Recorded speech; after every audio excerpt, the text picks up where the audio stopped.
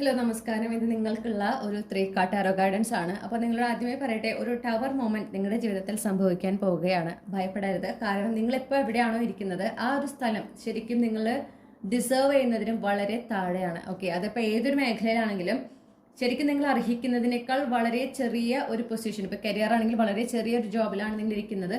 നിങ്ങൾ പക്ഷെ അതിൽ സാറ്റിസ്ഫൈഡ് ആകാനായിട്ട് ശ്രമിക്കുന്നു. നിങ്ങൾ സബ് കോൺഷ്യസ്ലി അതിൽ കംഫർട്ടബിൾ ആയി അതുമായിട്ട് മുന്നോട്ട് പോകാൻ ആഗ്രഹിക്കുകയാണ്. ഓക്കെ, പക്ഷെ നിങ്ങളുടെ ഡെസ്റ്റിനിയിലുള്ളത് അതിനേക്കാൾ വളരെ വലിയ ഒരു കരിയർ, വലിയ പൊസിഷനാണ്.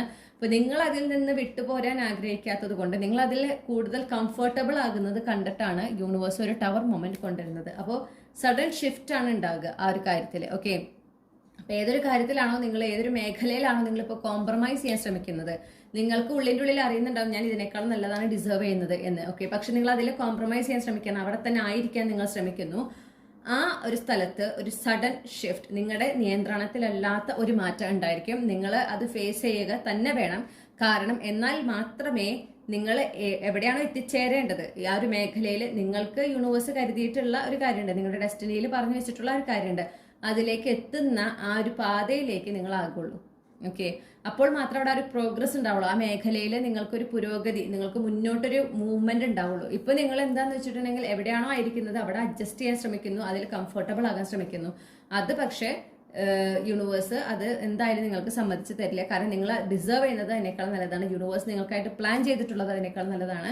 അപ്പോൾ നിങ്ങൾ അവിടെ ഒരു ചെറിയ കാര്യത്തിൽ അഡ്ജസ്റ്റഡ് ആകാനായിട്ട് യൂണിവേഴ്സ് സമ്മതിക്കുന്നില്ല. അതുകൊണ്ട് തന്നെയാണ് നിങ്ങളായിട്ട് അതിൽ നിന്ന് മുന്നോട്ട് വരാൻ ശ്രമിക്കുന്നില്ല. നിങ്ങളുടെ ഭാഗത്തുനിന്ന് ഒരു ഇനീഷ്യേറ്റീവ് ഇല്ല.